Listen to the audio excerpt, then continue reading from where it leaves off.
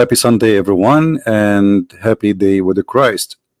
Peace of Christ to all. And today we start a new study about the amazing, beautiful wisdom of the Prophet Muhammad.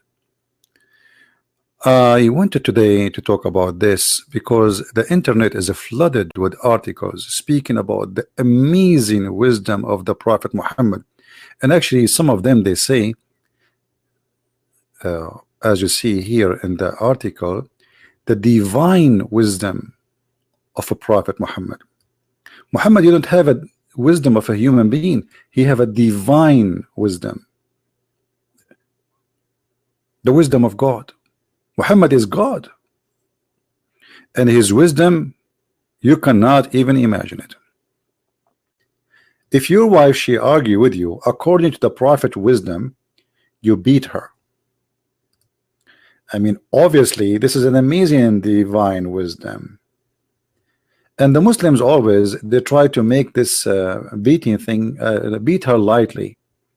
I mean, how stupid even to say lightly. And since when a penalty is to beat someone, what lightly mean? I mean, it says, "Udrubuhunna." There's a woman who is a convert woman. She made a book, and she claimed that this verse here is saying that you stay away from them. The word daraba in Arabic have many meaning, and she don't even speak Arabic. But the word daraba have meaning that he stay away. That the verse says already that you scream at them.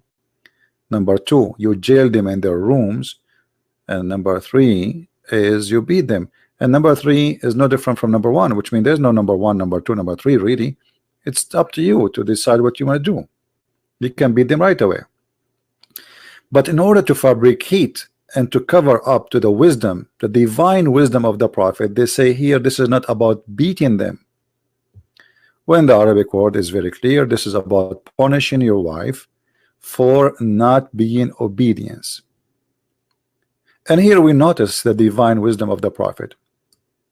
I want any Muslim to tell me when the last time you did beat your wife, and what is the accomplishment of this wisdom brought to you, especially if you live in America. Did you go to jail? Did your wife call the police and send you to jail for violence, for domestic violence? Did the judge order you to stay away from her? Did your friend make fun of you because you are beating your wife? I mean, how stupid it is to beat your wife. And what kind of a man he want to beat his wife? I mean, you are man enough to beat your wife? I mean, this is you must be a hero. Only coward men, they beat women, unless the women, I mean, attacking you and you are defending yourself. You know, like somebody, she is a woman, yes, but maybe she is boxing you, or she defending yourself is a different story. But I believe that any man who beat a woman, he is a coward man. You want to fight with a man. And mine maybe from not only the man from your size. Coward men, because outside they cannot prove themselves to be men enough, inside, indoor, they practice the manhood story. Like, I am the man.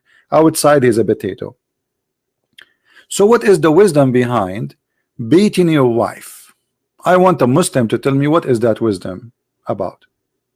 This is a divine wisdom, don't take me wrong. This is not even Muhammad talking supposedly. This is Allah telling Muhammad what to do with your wife. What that will accomplish if I beat my wife exactly. She will love me more, or the purpose is just to make her obedient, as you see here. Then if they obey you, seek not way against them. So the purpose of this wisdom is to force women by violence to be obedient. Who believe that this is a wisdom? What is good in this? What is good in this teaching? Okay, I told my wife to make me some tea, and my wife, she is not making tea for me, and now I am going to beat her according to this verse, and then she will make tea for me. What kind of tea this tea is? And the funny, some Muslims, they lie to us and they say, oh, this is about your wife is a cheating on you. My friend, even if your wife is cheating on you, even if she is cheating, why you want to beat her? Let divorce her. And this is a lie. This is not about cheating. As you see, if they are obedience, cheating in Islam, if a woman, she is married and she cheat, the punishment is death. So don't lie. This is have nothing to do with the cheating. But in order to cover up for this stupidity, they start to fabricate reasoning. Where is the wisdom? Jail them in their rooms because they are not. And by the way, here it doesn't say even they are disobedient yet. It says nushuz. Nushuz in Arabic is like, you know, it says here you fear. They are not really disobedient yet. Like you say to her, make some tea for me, and she say okay, like she is not sound happy to do it. That is sign of nushuz. So beat them. What is the wisdom in that? And how accurate that a Muslim woman, she is happy to practice such a wisdom that her husband will beat her. You see, when Muslims they say, oh, we beat them with miswak. Do you know what the miswak? Miswak is a very long, flexible root. It's not what they show you, like the one is for like 2 inch. Now they are making it 2 inch to sell it because they are using it for tooth cleaning, which is not really good. And it's not practical. You know, who is going to use this tooth thing?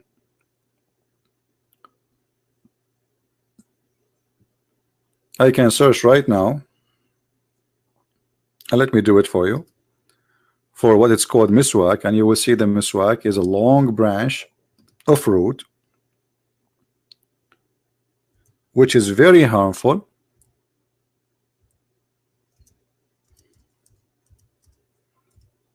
To beat with it. Actually, they use it to beat animals. So when they say to you, oh, we beat them with miswak, actually this is, they are making it worse. They are making it even more ugly. See, this is the miswak. Take a look. Let us put it for you in the screen.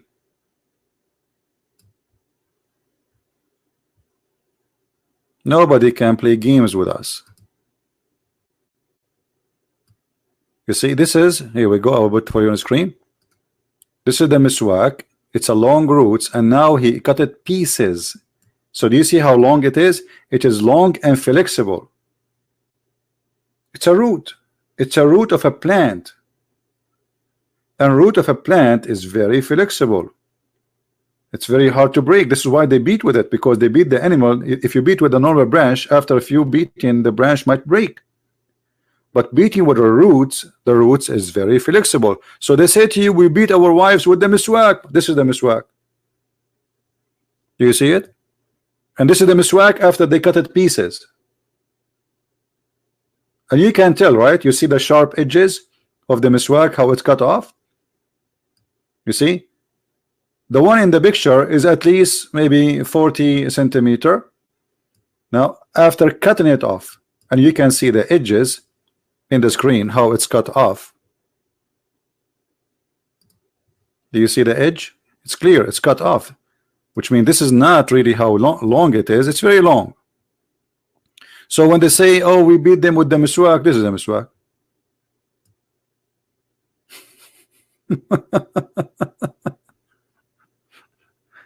This is the miswak. And this is the same root they used to beat the camel with. Camel, you know how tough the camel is. They beat their animals with it. The shepherd, he used this root because first of all they are in the desert. There's no much options of trees and wood. This is a root to grow under the ground. They dig in the ground and they take the roots. So when they say to you, we beat them with the miswak, here we go. This is Mr. Miswak. Lion has no legs, but in Islam has nose, legs, hands. You know, they try to install branches to it. And by the way, don't take me wrong. In Islamic countries, there's many women they beat their husbands. Just to let you know. And here it shows that Muhammad, he have no wisdom whatsoever. You can search right now and you will see a huge part of domestic violence in Morocco, Algeria, Egypt is women beating the husband. Because in most of those Islamic countries, women are so big and men so small.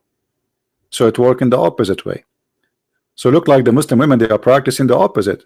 The women, she said to her husband in Islamic country, make tea. He don't make tea. She spank him first time. He don't make tea second time. She use miswak. Who is going to practice this garbage these days to beat your wife? And what kind of a woman you will have after that? I mean, what will happen? She will love you.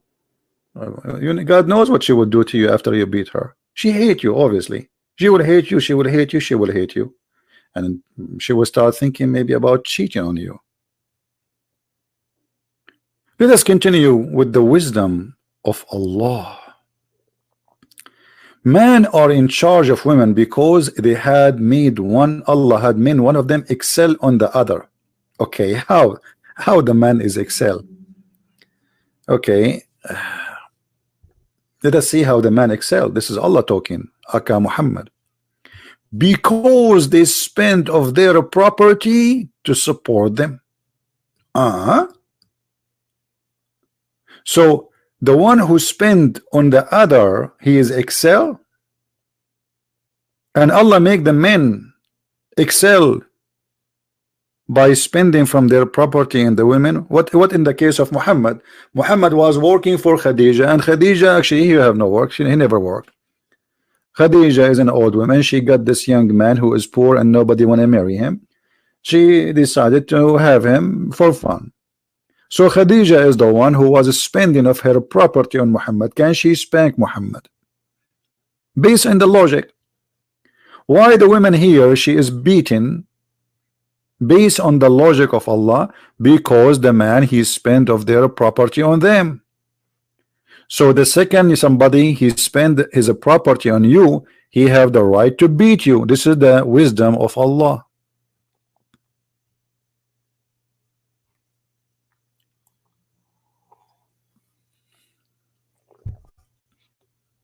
What do you think, Muslims? Can Khadija spank the Prophet because she was spending on him? This is another side of the wisdom. Is that the wisdom?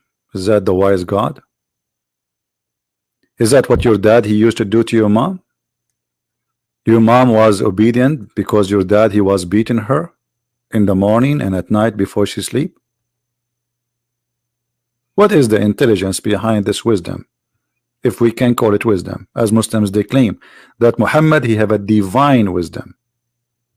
Obviously this is not a wisdom, this is stupidity, this is savage, and this is garbage teaching.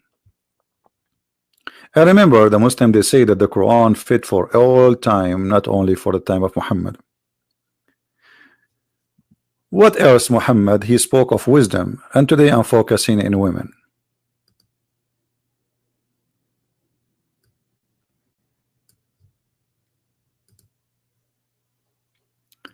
Muhammad he said, not me, that bad luck come in the house from 3, or to the man from 3.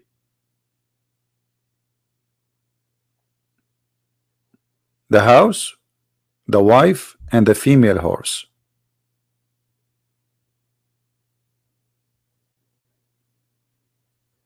Is that right?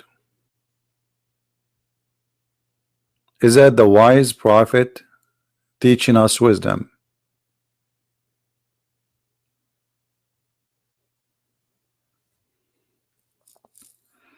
An evil omen is only in 3: the horse, the female horse, the women, and the house. Is that a wisdom? And why there are 3? I mean, what about 4? Female horse and women and a house. And how a house can bring you omen? What is the wisdom behind that? Don't you think this is like extreme wisdom? I mean, Muhammad, he must be a genius to know such a omen sources. You see, Muhammad did not discover where the oil coming from, but he discovered where the evil omen coming from. The women, the female horse, and the house. How is that?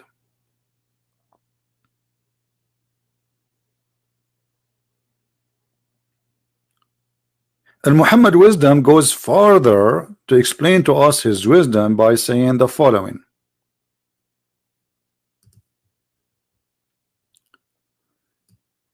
The Prophet said, O women, folk, you should give charity and be diligent in seeking Allah forgiveness, because I have seen Muhammad, he went to the heaven in the top of flying a mule.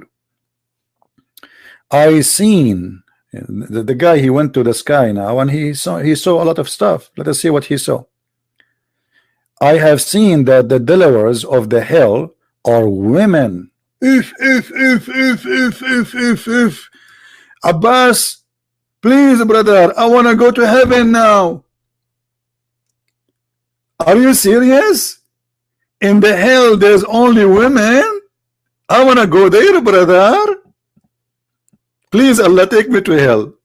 Allah, put me in hell. Allah, in hell there is only women. Can I go there? I don't want to be in hell with a bunch of dudes. Like, come on, we go to hell and we will find a bunch of, like, millions of beautiful women. Man, finally. What is that? So you're a prophet. His divine wisdom showed him that the most people, based on this hadith, they are the women, which means maybe like 95%, 90-70% is women who live in hell. And look how good we are, the men. We are the men. We are the best. Only women deserve to go to hell. Men, we are angels. Actually, sometimes I feel like I have wings. Actually, right now I see like one of my feather coming down.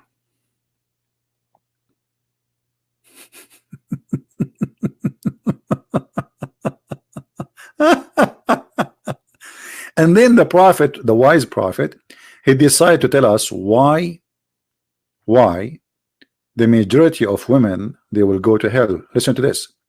A woman amongst them, this is a outspeaking woman, she's brave.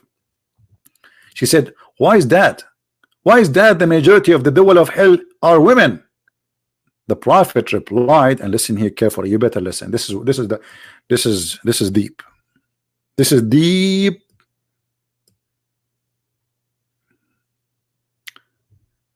Very deep. Why? Why, prophet? He said, the prophet replied, silence please, the prophet will talk now. You curse frequently and you are ungrateful to your husband. The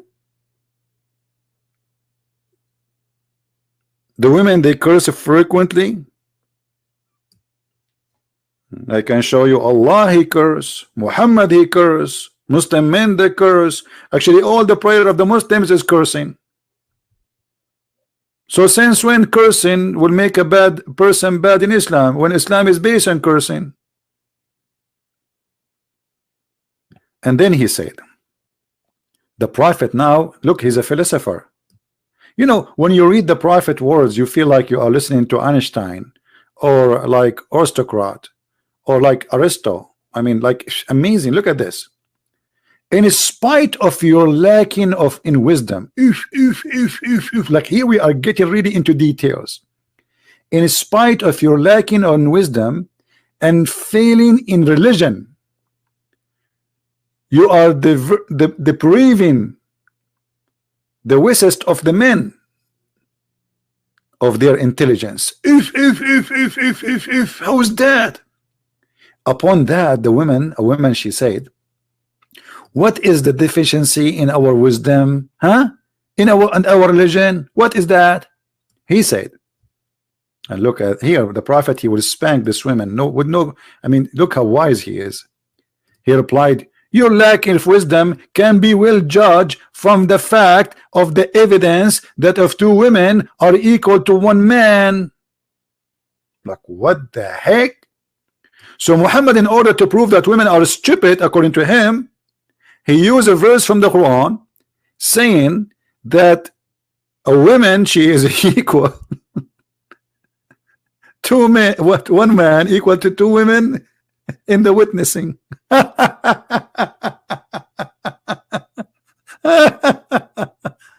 boy. Oh boy. This is the proof. This is the proof that women are stupid. That you have a stupid book, it's called the Quran, saying two women are equal to one man to be witnesses. Why? What kind of God this God is?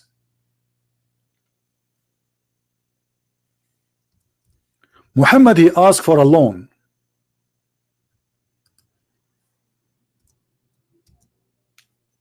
And he claimed that if you give Muhammad a mortgage, Allah will forgive your sin.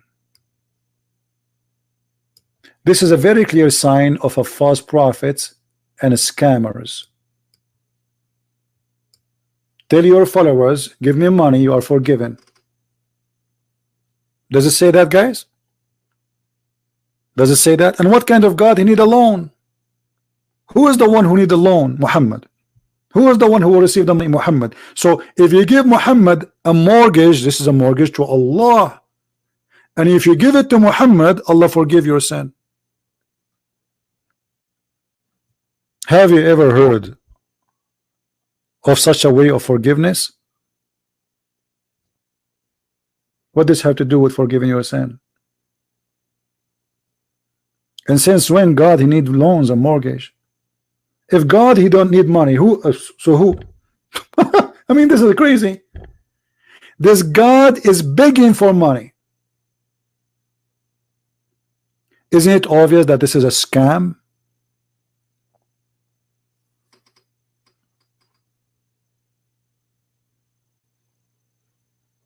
How much money Jesus he received? Did Jesus say, the one who give me money, I will forgive his sin? Since when? And do you know where your money is going?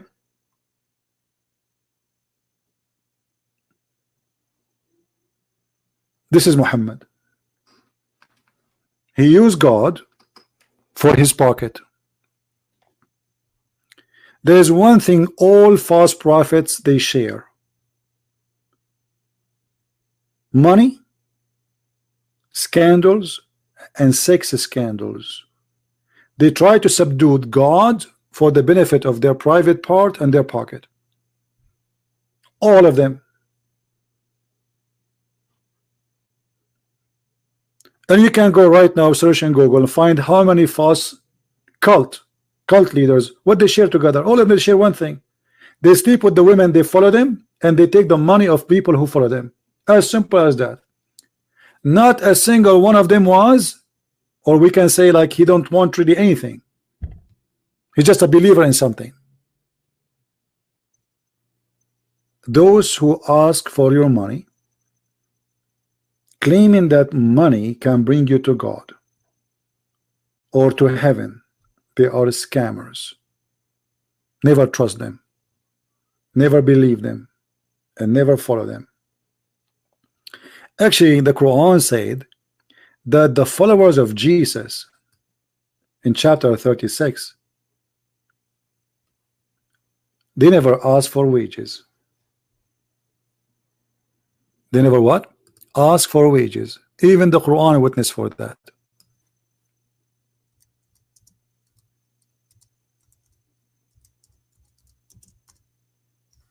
So Muhammad is asking for wages.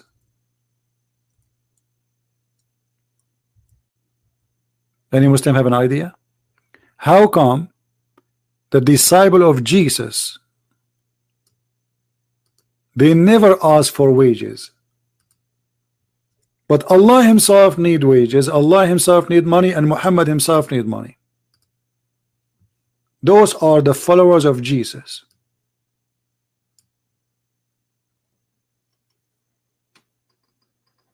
Do you see it? The Quran witness that Paul and John and Peter, Simon Peter, they never ask for fees.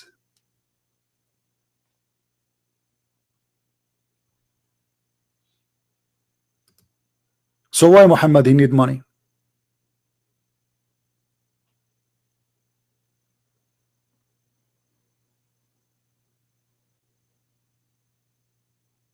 You know why.